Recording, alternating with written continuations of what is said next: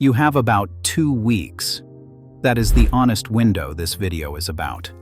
There are jobs a hydrangea needs done before August ends, and if you miss them, you do not get another shot until next year, because what you do to this plant in the back half of summer decides what it does next spring. Let me be straight with you about Nonstop blooms first though, because I am not going to sell you a fantasy. A classic mophead hydrangea does not flower nonstop. It flowers once, gloriously, and that is its nature. What these 7 August tasks actually do is 2 things.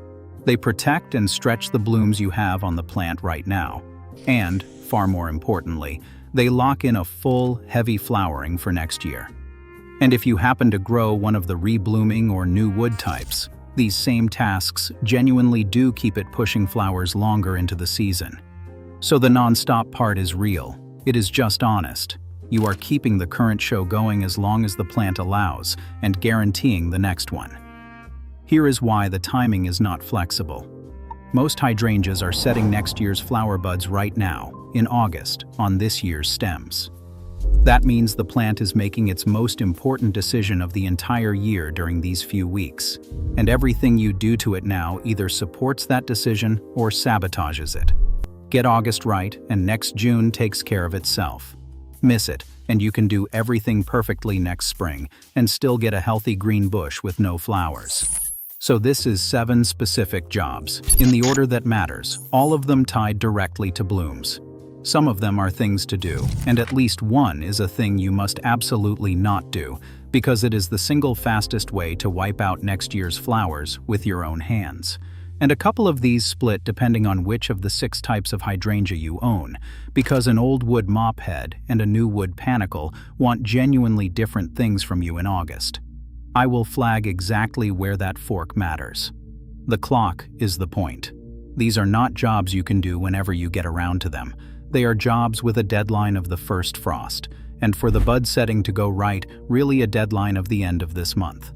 But first, you have to understand what is actually happening inside the plant right now, because it is what makes every one of these 7 tasks matter. Here is what is happening inside your hydrangea in August, and it is the reason all 7 of these tasks matter. On most types, the plant is building next year's flowers right now. Walk through what that means. On the old wood hydrangeas, the classic mopheads and the mountain types, the flower buds for next summer form in late summer and autumn, on the stems standing on the plant today. Those buds form as tiny, invisible swellings tucked into the joints where the leaves meet the stem, and then they sit there through the whole winter, waiting until spring tells them to open. So the flower you will admire next June is being made this month, and it is being made based on how the plant is living right now. That single fact changes everything about August. The plant looks like it is winding down, the flowers are fading, and it is tempting to think the year is basically over and the plant is just coasting to autumn. The opposite is true.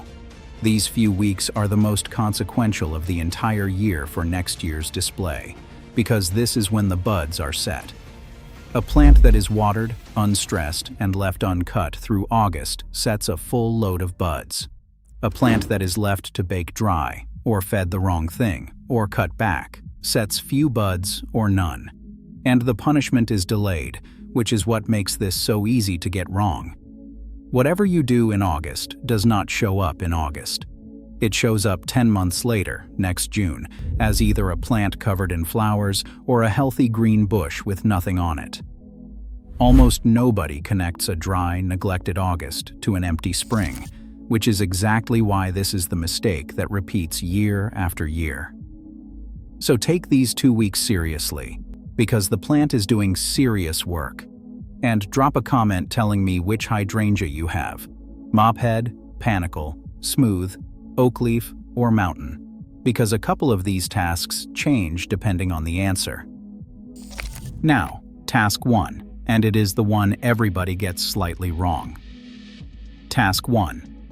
Deadhead the spent flowers, but do it the right way, because the right way depends entirely on which hydrangea you have, and the wrong way costs you next year's blooms.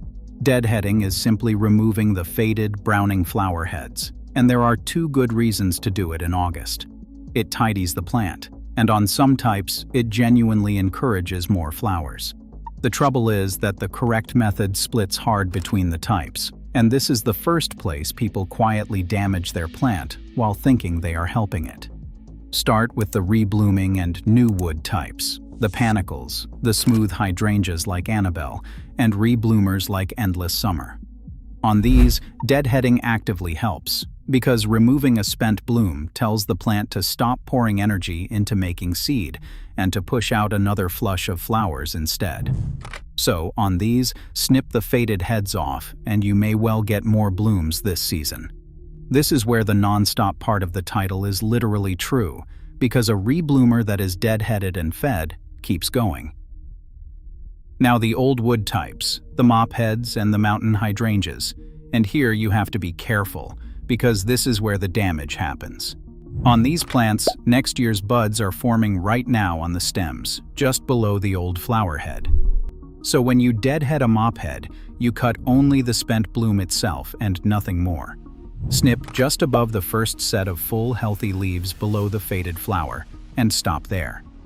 Go any lower, take any more of the stem, and you are cutting off the fat buds that are next year's flowers, sitting right there where you cannot see them. The safe rule that works across all of them: cut the dead flower and only the dead flower. A short snip right beneath the bloom is fine on every type. It is when people keep going, taking off a good length of stem to tidy the shape, that old wood plants lose their buds. One thing that is always safe, on any type: the bare, spent flower stalks with no leaves on them can come off at any point without harm. It is leafy stems that carry the buds, so those are the ones to leave alone.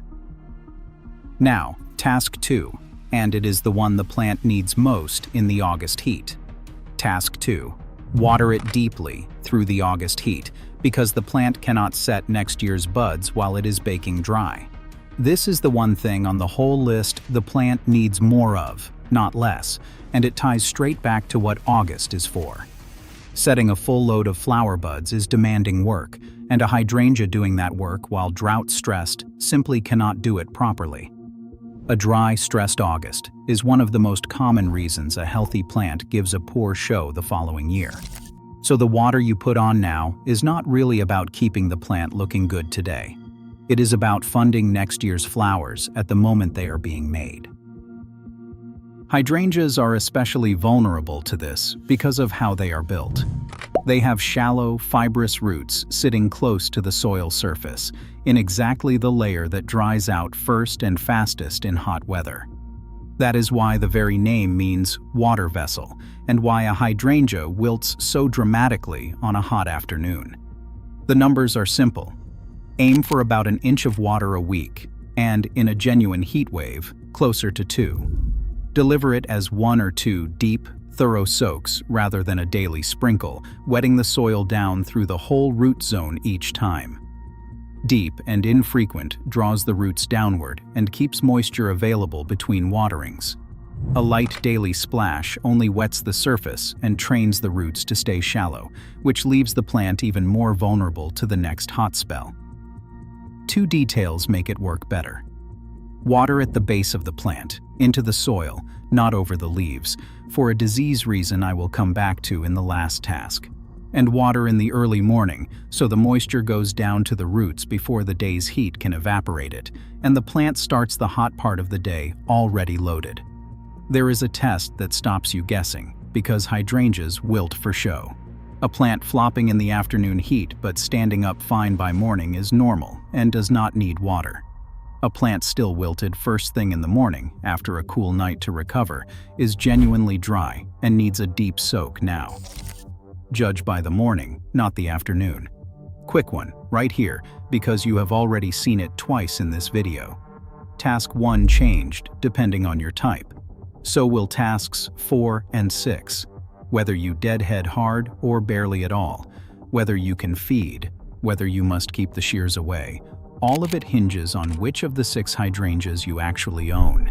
And if you do not know which you have, you are guessing on the exact jobs that decide next year's blooms. That is the whole thing with this plant. A hydrangea is not one plant. It is 6 different types wearing one name, pruned at different times, fed differently, and only 2 of them able to change color at all. The person whose hydrangea blooms like a firework every June is very often not working harder than you. They simply know what they are growing, and they do the right task for that type at the right time. So I put the honest version in one place. It is called the Hydrangea Mastery Guide. It sorts all 6 types in about 90 seconds, so you know exactly what you have before you deadhead, feed, or cut anything. It gives you the prune by type calendar, so you never remove next year's flowers by mistake. It explains the real reason the color changes, which is not the pH, whatever you were told, and it walks through the 5 myths that cost people an entire season. 29 pages, $27, instant PDF, 7-day money-back guarantee, and the link is in the description at waltgreer.com. It ends the way this channel always does, with the part nobody selling you a miracle will admit. 4 of the 6 types cannot change color no matter what you pour on the soil. Fertilizer will never fix a hydrangea that will not bloom. A guide that only tells you what to do is only half a guide. Now, task 3, and it is the first of the 2 things you must stop doing right now. Task 3. Stop feeding it nitrogen. If you are still giving your hydrangea a general feed, this is the moment to stop for the year. This is the first of the 2 things you must actively not do, and it catches people because it feels like the opposite of care. The plant is doing all this important bud-setting work, so surely a good feed supports it. A nitrogen feed does the reverse, and it does real damage to the very blooms you are trying to guarantee. Nitrogen, the first number on any fertilizer bag, drives leafy green growth. It tells the plant to push out fresh, soft new shoots and foliage. In spring, that is exactly right. In August, it is a mistake, because you are ordering the plant to make tender new growth at the precise moment it should be slowing down, hardening off, and pouring its energy into setting buds instead. That late nitrogen does 2 damaging things at once. It pulls the plant's energy away from bud formation and into making leaves, so you get fewer flower buds set for next year. And the soft new growth it forces has no time to mature before frost, so the cold kills it, and on the old wood types that die back can take next year's buds down with it.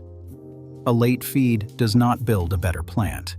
It quietly trades away next year's flowers for a bit of leafy growth now. The rule the growers agree on is a clean cutoff. Stop feeding nitrogen by around the middle of summer, so by August, that all-purpose bag should already be back in the shed. And be especially wary of lawn fertilizer, which is often almost pure nitrogen, and is about the most damaging thing you could put near a hydrangea right now. This does not mean the plant cannot be fed at all in August. It means it cannot be fed nitrogen. There is a specific kind of feed that genuinely helps at this time of year, and it is close to the opposite of the spring feed, which is exactly what Task 4 is about. Task 4. If you feed it all now, use a low nitrogen feed that is higher in phosphorus and potassium, because that is the feed that actually supports next year's flowers. Task 3 told you what to keep away from the plant. This is the feed that genuinely helps, and it is close to the mirror image of a spring feed. It does not push leafy growth. It supports the roots, the setting of next year's buds, and the plant's ability to harden off and get through winter, which is exactly the work August calls for. The 3 numbers on a fertilizer bag are nitrogen, phosphorus, and potassium, always in that order. Nitrogen makes leaves, which you now want to avoid. Phosphorus, the middle number, supports roots and the formation of flower buds. Potassium, the 3rd number, strengthens the plant and improves its cold tolerance for winter. So the feed you want has a low or 0 first number and larger 2nd and 3rd numbers. The specific thing to look for is something like a 0, 10, 10 fertilizer. 0 nitrogen, good phosphorus and potassium, applied as a light feed to support bud set and winter hardiness. A bloom booster or a bulb fertilizer works on the same principle because both are built low in nitrogen and higher in phosphorus and potassium, which is precisely the profile for this job. Follow the rate on the label because hydrangeas are not heavy feeders, and more is not better, and water it in. If you prefer to go organic, the gentle options do the same work. Bone meal is a slow-release source of phosphorus for roots and buds. Sulfate of potash supplies potassium for cold hardiness without pushing any new growth. And a couple of inches of compost around the base is the simplest feed of all, slow and balanced and impossible to overdo. One honest limit on all of this. If you garden somewhere with an early autumn and the nights are already turning cool, the plant is winding down and the window for feeding has basically closed, so skip the fertilizer and just mulch with compost. Feed only if there is genuine growing warmth still ahead. Task 5. Mulch the plant, because it protects the moisture and the roots that are doing all the work right now. A couple of inches of organic mulch around the base of the hydrangea earns its place at this time of year, and it ties straight to the watering task. Given those shallow roots sitting in the layer of soil that dries fastest, mulch does 3 useful things at once. It slows evaporation, so the deep soaks you are giving the plant last far longer. It keeps the root zone cooler through the August heat, which reduces the stress that costs you buds. And it suppresses the weeds that would otherwise be stealing your hydrangea's water. Use a natural mulch, shredded bark, composted wood chips, leaf mold, or compost, spread 2 to 3 inches deep across the root area. Keep it pulled back an inch or 2 from the base of the stems themselves, because mulch piled against the stems traps moisture where it can rot the crown. Spread wide, not heaped against the plant. Mulch is the one task on this list that keeps working when you are not there. You lay it once, and it protects the plant through every hot day until autumn. Task 6. Do not prune it. On the old wood types especially, keep the shears away, because this is the single fastest way to destroy next year's blooms. This is the second thing you must actively not do, and it is the most important don't in the whole video. On the mopheads and mountain hydrangeas, next year's flower buds are forming right now on this year's stems. Cut those stems back in August to tidy the plant, and you are cutting off next year's flowers directly before they ever get the chance to open. The mistake feels responsible, which is why it is so common. The plant looks a bit untidy and sprawling in late summer. The urge to shape it up is strong, and a good tidy cut feels like good gardening. On an old wood hydrangea, it is the opposite, and the punishment arrives 10 months later as a healthy green bush with no flowers, with no obvious link back to the August cut that caused it. So, on old wood types, the only cutting allowed now is the careful deadheading from Task 1, snipping the spent bloom and nothing more. Real pruning waits until right after flowering next summer. The panicles and smooth types are pruned in late winter, not now, so they are hands-off in August too. Whatever you grow, August is not a pruning month. Now, Task 7, the last one, and it protects the leaves that are feeding those buds. Task 7. Protect the leaves from disease, because those leaves are what feed the buds the plant is setting right now. This is the task nobody thinks of as a bloom task, and it is the reason I told you back in Task 2 to water at the base. The leaves are the plant's engine. They catch light and turn it into the energy that gets sent down into next year's buds and into the roots for winter. A hydrangea that loses its leaves early to disease is a hydrangea whose bud setting gets cut short, so keeping the foliage healthy through the end of the season directly protects next year's flowers. Late summer is peak season for 2 leaf diseases on hydrangeas, powdery mildew and leaf spot. Powdery mildew shows up as a white, dusty coating on the leaves. Leaf spot appears as brown or purple blotches, usually starting on the lower leaves. Both get going in warm, humid, late summer conditions, and both are made much worse by one specific thing: wet foliage, which is exactly why how you water matters as much as how much. Watering over the top of the plant leaves the foliage damp, and damp leaves in warm weather are an open invitation to both diseases. So water at the base, into the soil, and do it in the morning so any splashed leaves dry quickly in the day. That single habit removes the main thing these fungi need to take hold. A few more things help. Give the plant decent air flow, and if it is crowded against other plants, that stagnant, humid air is part of the problem. Clean up any fallen, diseased leaves from the ground rather than leaving them to spread spores. And if you do get an outbreak, remove the worst affected leaves, but do not strip the plant, because it needs the leaves it has left to keep feeding those buds through the end of the season. Healthy leaves now are next year's flowers later. That is the whole reason this one made the list.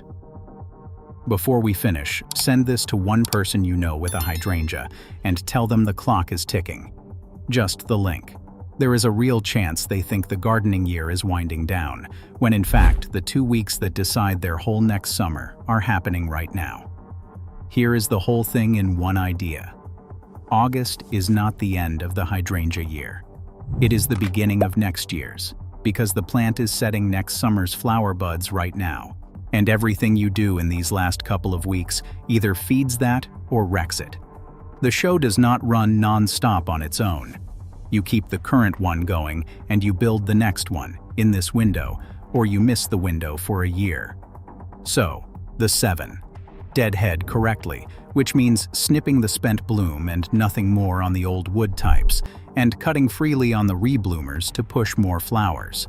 Water deep through the heat, because the plant cannot set buds while it is baking dry, and judge it by the morning droop, not the afternoon. Stop the nitrogen, because a late feed trades next year's flowers for soft growth the frost will kill. Feed instead with a low nitrogen, phosphorus, and potassium feed if there is still growing warmth ahead to support the buds and the roots. Mulch it to hold the moisture and cool the roots that are doing the work. Do not prune it, because on the old wood types, cutting now removes next year's flowers with your own hands. And protect the leaves from disease by watering at the base, because those leaves are what feed the buds. 2 of those are things you must stop doing, the nitrogen and the pruning, and they are the 2 that do the most damage, because both feel like care while quietly costing you the flowers. Get these done before the month is out, and next June your hydrangea rewards you for it, while your neighbor who let August slide stands there wondering why their healthy green bush will not bloom.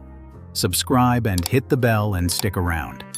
We do this the honest way here in the Forgotten Knowledge Library, which means telling you what nonstop blooms really take, and telling you the 2 things to stop doing as clearly as the 5 things to start. It is free, and it always will be.